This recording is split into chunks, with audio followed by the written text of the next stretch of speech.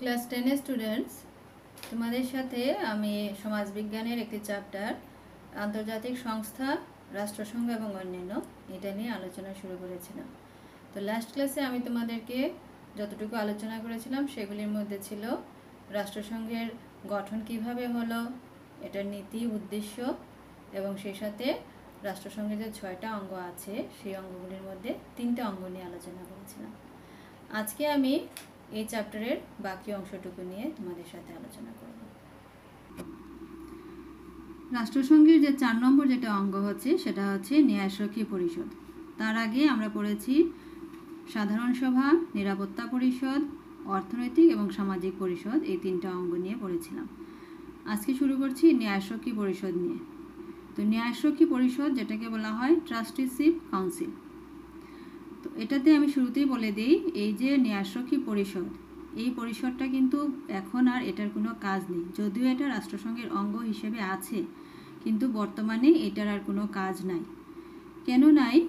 এটা কি হয়েছিল, এই ন্যায়রক্ষী পরিষদটার কাজ ছিল যে কিছু কিছু অঞ্চল ছিল সেই সময় রাষ্ট্রসংঘ যখন গঠিত হয়েছিল, যেগুলির কোনো স্বাধীনতা ছিল না বা তাদের নিজস্ব কোনো সরকার ছিল না।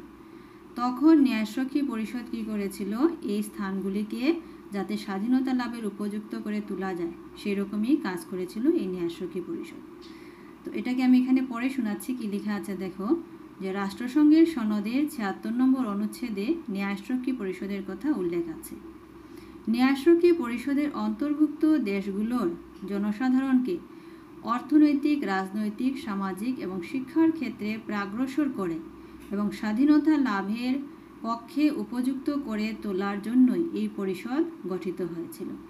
তো কি বলা হয়েছে, যে সেই ন্যায়রক্ষী পরিষদের অন্তর্ভুক্ত যেগুলি দেশ ছিল সেই দেশগুলির জনসাধারণকে অর্থনৈতিক, রাজনৈতিক, সামাজিক এবং শিক্ষার ক্ষেত্রে প্রাগ্রসর করে, মানে ওই সব অঞ্চলের জনসাধারণকে কোন কোন ক্ষেত্রে উন্নত করেছিল, অর্থনৈতিক ক্ষেত্রে, রাজনৈতিক ক্ষেত্রে, সামাজিক এবং শিক্ষার ক্ষেত্রে ওই অঞ্চলের জনসাধারণকে প্রাগ্রসর করে তুলেছিল এবং স্বাধীনতা লাভের পক্ষে উপযুক্ত করে তোলার জন্য এই পরিষদ গঠিত হয়েছিল। এবং যাতে এইসব অঞ্চলগুলির স্বাধীনতা লাভ করে সেই উদ্দেশ্য নিয়েই তাদেরকে যাতে উপযুক্ত করে গড়ে তোলা যায় সেই উদ্দেশ্য নিয়ে ন্যায়রক্ষী পরিষদ গঠিত হয়েছিল। কিন্তু দেখা গেল কি, যে 1994 সালে যেসব অঞ্চলের নিজস্ব সরকার বা স্বাধীনতা ছিল না, সেই প্রত্যেকটি দেশই বা প্রত্যেকটা অঞ্চলই স্বাধীনতা লাভ করে ফেললো এবং তারপর থেকে ন্যায়রক্ষী পরিষদের আর কোনো কার্য থাকলো না। যদিও এটা, আবার বলছি, রাষ্ট্রসংঘের অঙ্গ হিসাবে এখনও আছে, কিন্তু মূলত এটার যে কার্য সেই কার্যটা তো আর নাই, দরকার নাই, তার জন্য এটার কার্য আর এখন নেই। পরবর্তী যেটা অঙ্গ সেটা হচ্ছে আন্তর্জাতিক ন্যায়ালয়, ইন্টারন্যাশনাল কোর্ট অফ জাস্টিস। রাষ্ট্রসংঘের ন্যায়িক অঙ্গটি হলো আন্তর্জাতিক ন্যায়ালয়। এটা কোর্ট, তো তার জন্য এটার কাজই হচ্ছে, এটার অঙ্গটাই হচ্ছে ন্যায়িক অঙ্গ, মানে এটা মধ্যে যত ধরনের অভিযোগ থাকবে সেই অভিযোগগুলোকে নিষ্পত্তি করা হবে। যেরকম আমাদের সাধারণ যেসব কোর্ট আছে এগুলিতে যে কাজ হয় ঠিক সেরকমই এটা একটা কোর্ট, কিন্তু এটা হচ্ছে ইন্টারন্যাশনাল লেভেলের, তার জন্য এটার নাম হচ্ছে ইন্টারন্যাশনাল কোর্ট অফ জাস্টিস। মোট 5 জন ন্যায়াধীশ দ্বারা গঠিত এই ন্যায়ালয় রাষ্ট্রসংঘের একটি গুরুত্বপূর্ণ অঙ্গ।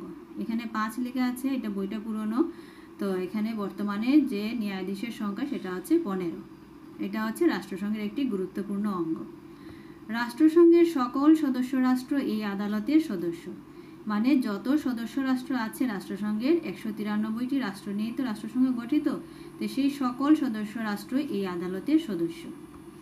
এই ন্যায়ালয়ের প্রধান কাজ হলো রাষ্ট্রগুলোর দ্বারা উত্থাপিত অভিযোগ নিষ্পত্তি করা।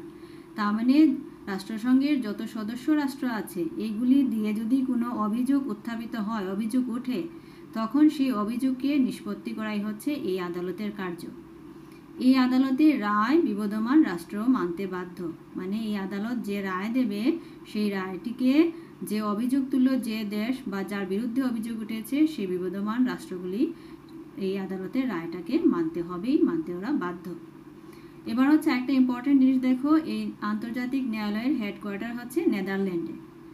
এইটা ছাড়া, এই অঙ্গটি ছাড়া রাষ্ট্রসংঘের যতটি অঙ্গ আছে প্রত্যেকটারই হেডকোয়ার্টার হচ্ছে নিউ ইয়র্কে, শুধুমাত্র এইটার হেডকোয়ার্টার হচ্ছে নেদারল্যান্ডে।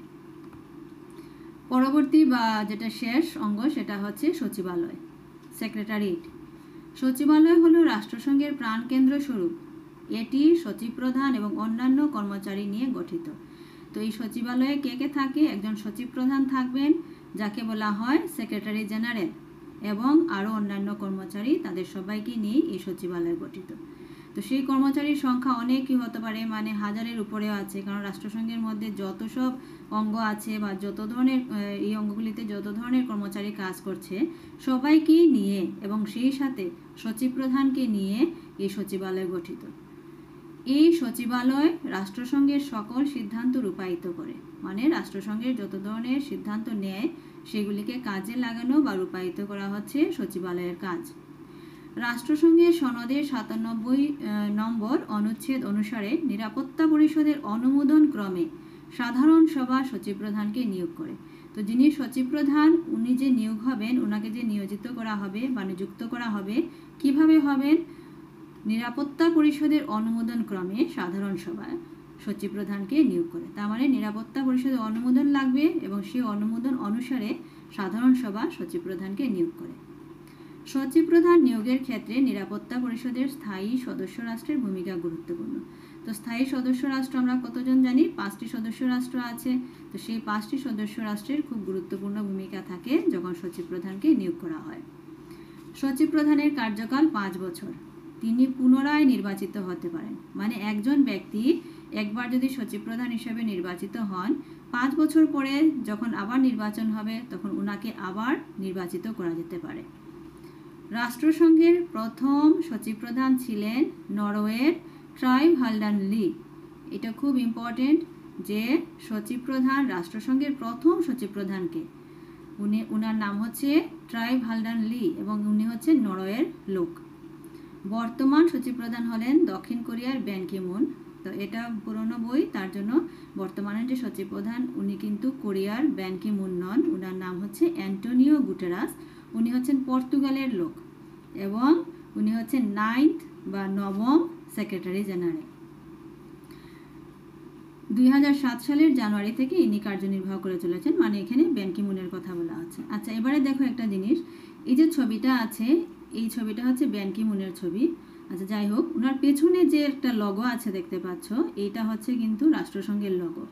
তো লগো তো তোমরা সবাই জানো, যে কোনো সংস্থা, তোমাদের স্কুল হোক বা কলেজ হোক, শিক্ষা প্রতিষ্ঠান, সামাজিক প্রতিষ্ঠান, যে কোনো কিছুরই লগো থাকে এবং এই লগোটা হচ্ছে ওনার পেছনে যেটা আছে, এই লগোটা হচ্ছে রাষ্ট্রসংঘের লগো।